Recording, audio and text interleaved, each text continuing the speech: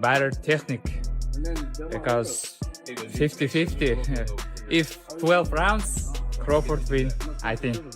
Anyone that thinks Crawford has a chance is a complete idiot. They have weight classes for a reason. Too big? Too skilled? Way too big, way too skilled. He win? Can he beat him? Can he beat Canelo? Is his skill so much that he's able to bridge the weight classes? He has a legitimate chance. Over 60% for his mind. If you say, Bernard, give me a number. Give me a number. He has an 85+ chance to beat Canelo. Experts are sharing their thoughts on the upcoming fight between Canelo Alvarez and Terence Crawford. Israel Madrimov says if the match goes the full 12 rounds, Crawford could have the advantage thanks to his power-smart strategy and ability to adjust under pressure. Still, Madrimov admits it is a tough pick because Canelo's experience and natural size make him a serious challenge. Overall, he sees the fight as a true 50-50 contest. 12 rounds, Crawford win, I think. Crawford and Canelo Alvarez, what do you think about that fight if they did fight? Looks like it's up for September. Good fight. You know, if 168 pounds, I think it's Canelo, but it's Canelo better technique because 50-50. If 12 rounds, Crawford win, I think. If knockout, it's Canelo. What makes Crawford so difficult to fight against?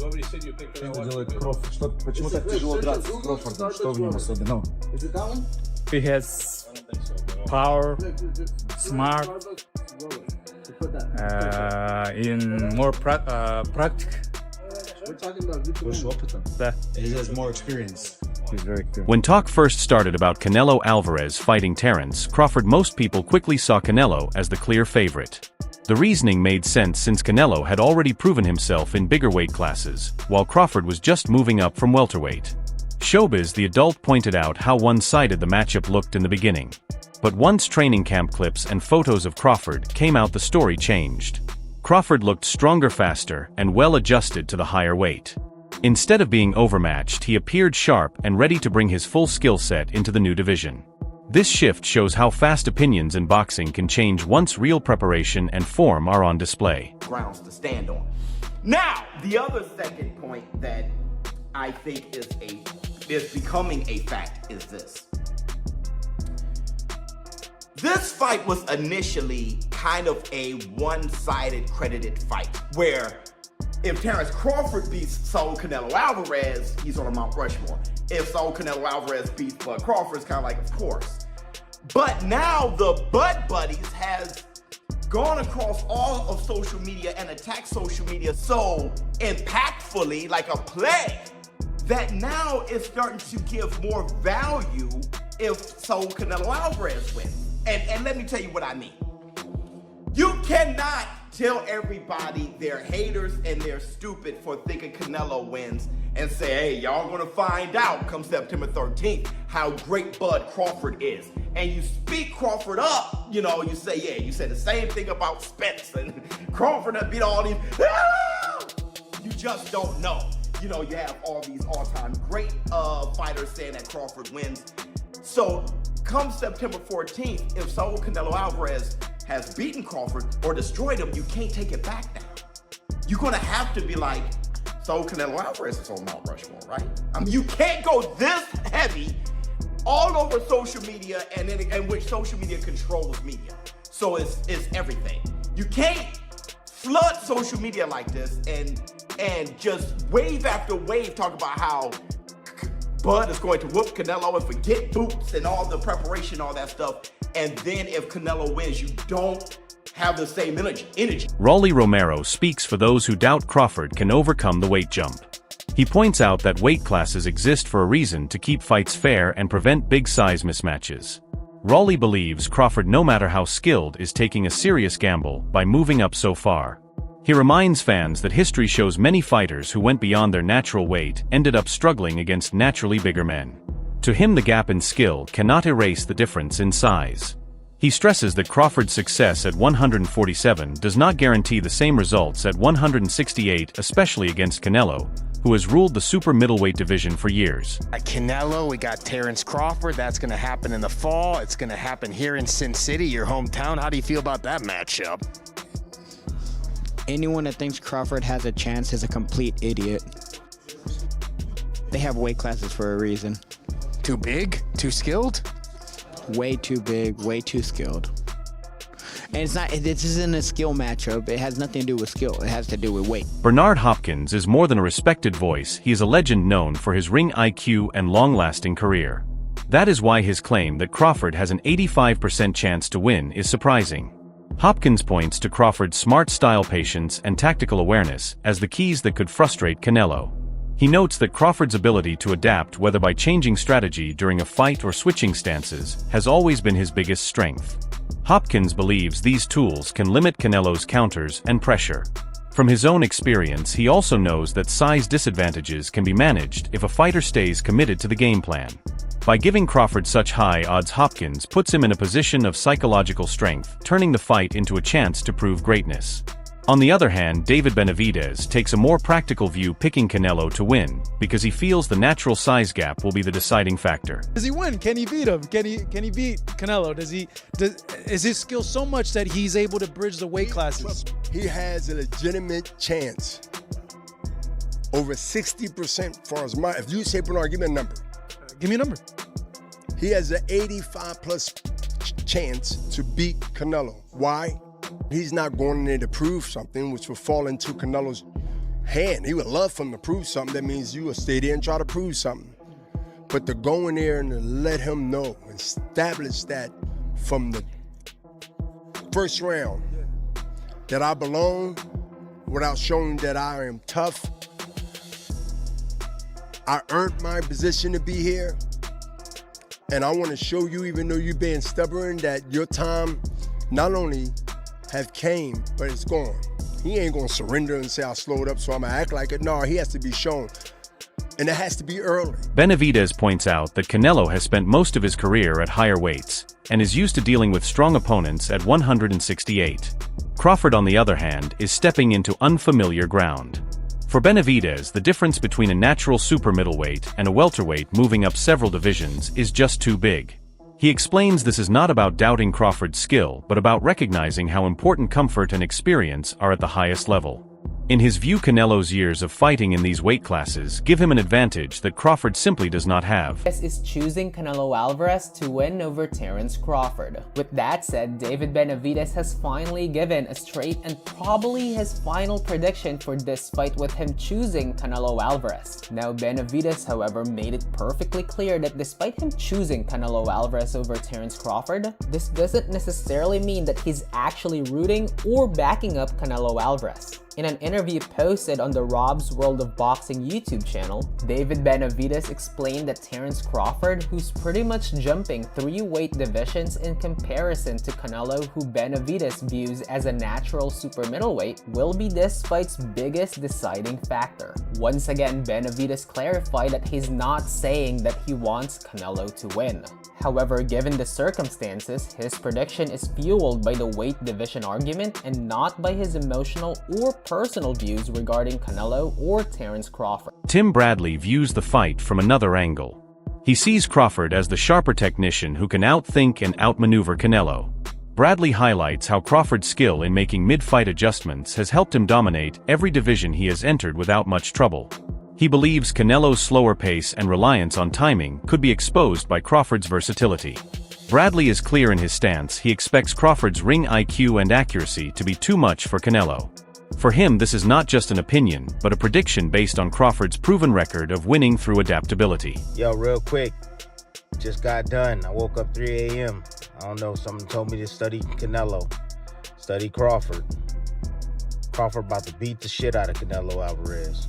I'm letting y'all know right now, he about to beat the brakes off of Canelo Alvarez.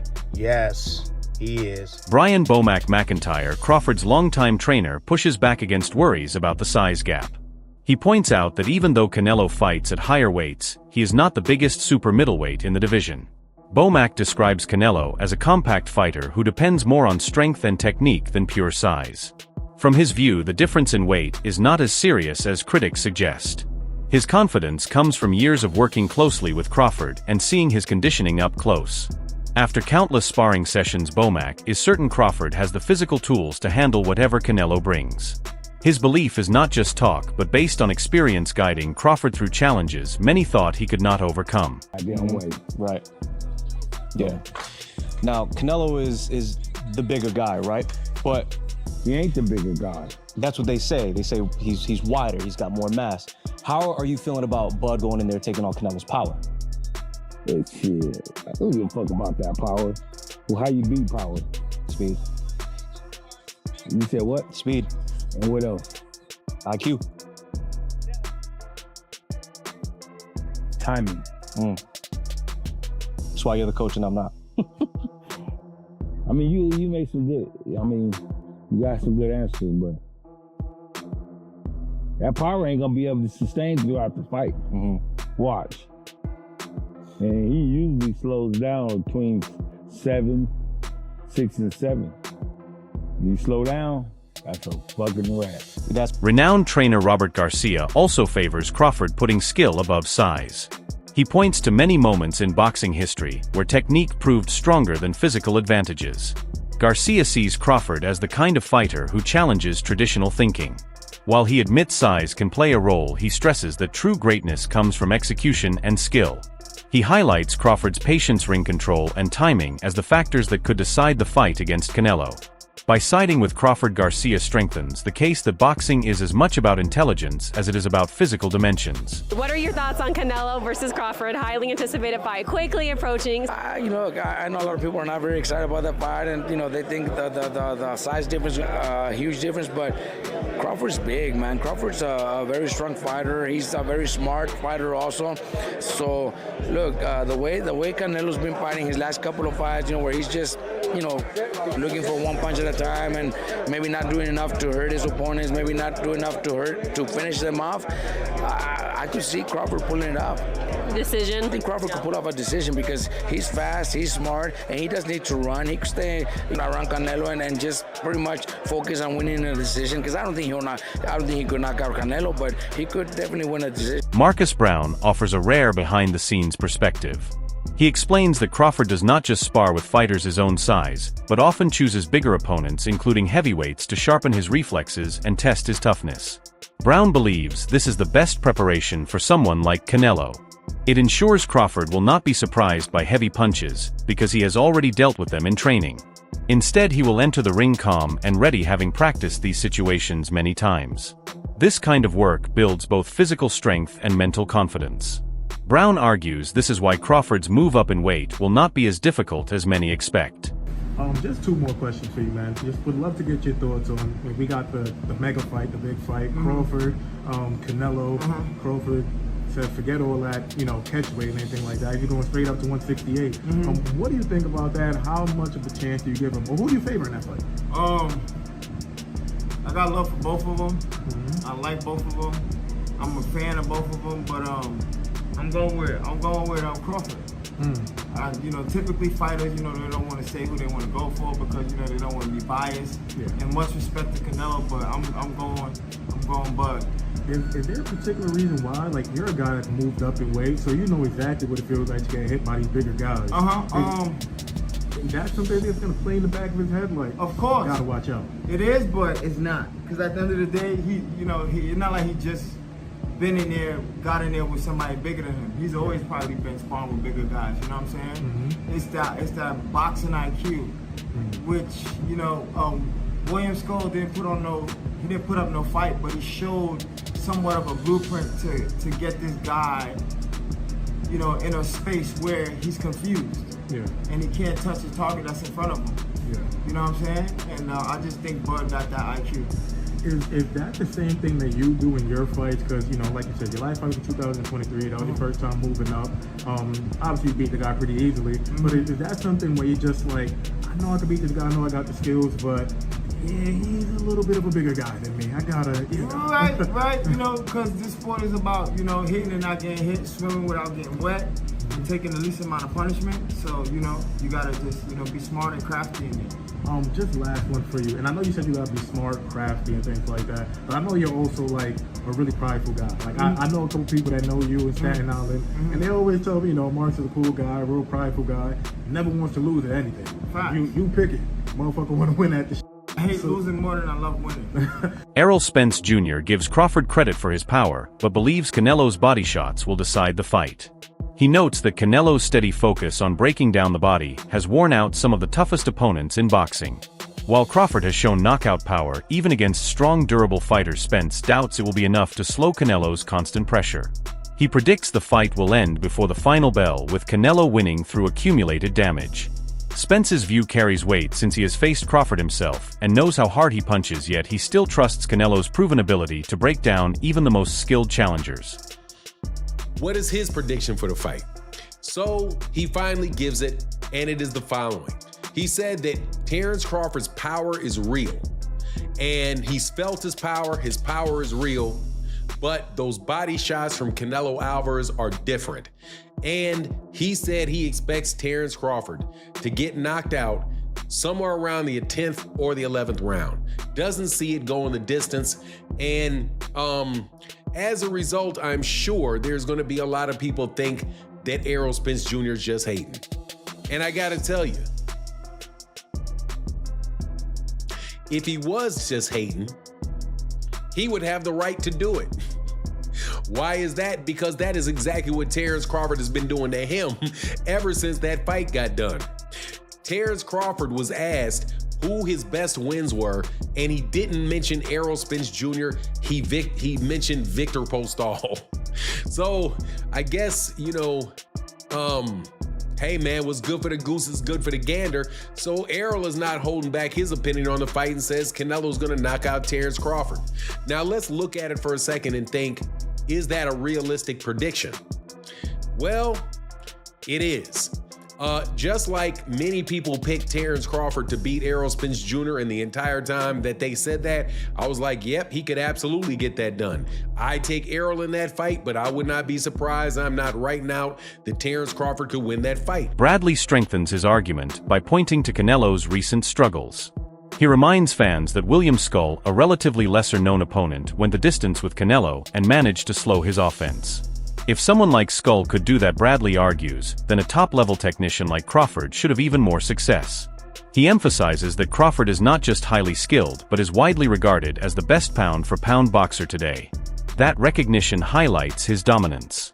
Bradley's message is clear: the aura of invincibility around Canelo can be broken, and Crawford has the tools to make it happen. Man, y'all better stop with all the misconception. Stop with all the misconception about this Crawford Canelo. Man, I'm here to tell y'all, Crawford ain't getting knocked out. He ain't getting knocked out. Look, where the evidence is supporting that? Where is the evidence supporting that? Just because y'all think he lighting the ass, that y'all think that's just it? Man, y'all better do y'all research, man. Do your research. Come with some evidence. I'm about to let y'all know right now. Shit, just pay attention. If Skull, right, can hold Canelo to 152 punches thrown in an entire 12-round fight, 152 punches. You don't think Crawford can? You don't think Crawford can? You don't think Crawford can go the distance with Canelo Alvarez? If William Skull can go 12 rounds with him and keep him at an all-time low, 152 punches a round. Oh my goodness. If Charlo, 154 pounder, can go up to 168 pounds. Respect Charlo's skills, but he ain't got Crawford's skills. If he can go 12 rounds with Canelo Alvarez, you don't think Crawford can go 12 rounds with him? Crawford's move up in weight is about more than ambition, it is about building a legacy. Few fighters in boxing history have jumped from welterweight to super middleweight while chasing undisputed status. Crawford has prepared carefully, making sure the extra weight helps rather than slows him down. His team has emphasized balanced strength work, proper nutrition, and endurance training so he can maintain his trademark speed and sharpness. This step is not only about silencing critics, but about making history.